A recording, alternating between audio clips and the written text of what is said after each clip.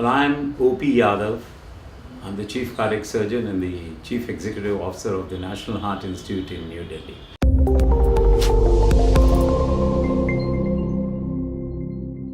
Well, if the non-cardiac surgery is of an emergent nature, it can be done at any time without any problem. We have done bypass surgery, 6 hours later an acute abdomen, and we have operated that successfully. So there is no contraindication after bypass surgery to doing any non-cardiac surgery immediately.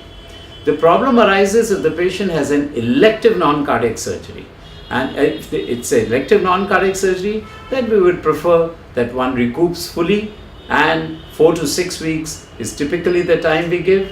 Also, sometimes for non-cardiac surgery, doctors may like to stop the anti-platelet therapy, and if we stop anti-platelet therapy immediately after bypass surgery, then we run the risk of graft blockage.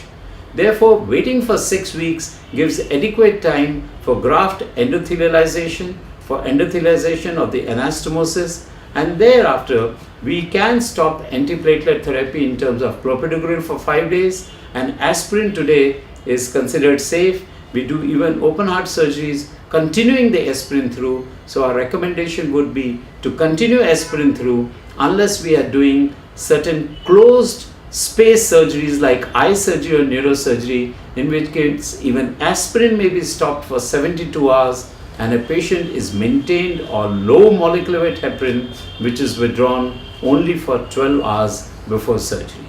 One should also take steps to restore the antiplatelet therapy at the earliest opportunity after the non-cardiac surgery has been performed, preferably within the first 6 hours after non-cardiac surgery. General comments for the public: bypass surgery and angioplasty are wonderful procedures. They are effective, efficacious, but let me be very clear, even developed world like United States of America and United Kingdom are not able to afford these surgeries. The chaos of the Obamacare and the Trump's reversal of those, and the NHS experience when NHS went bankrupt clearly show that we cannot afford these surgeries, and the answer to our problems is not in creating these diseases and then treating them. We should be looking at solutions to prevent these diseases. So please look after yourself, maintain a good lifestyle, walk regularly for 40 to 50 minutes, take the good old diet of high roughage, of what we call in Hindi the mota anaj, instead of taking the refined flour, the white flour of white bread, maida and pastries and bakery products which are full of refined sugar.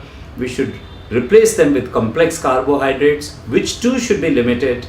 We should also reduce the intake of saturated fats, and we should take plenty of green leafy vegetables and fruits, maintain a good lifestyle, and take care of your stresses and tensions of life by resorting to age-old yoga. Meditation and yoga are wonderful, and if you do that and look after the waist, which in India is a specific risk factor, I think if you do these basic tenets of healthy lifestyle, which traditionally have been taught to us, then we can avoid all these rather complex, costly, and, shall I use the word, dastardly procedures.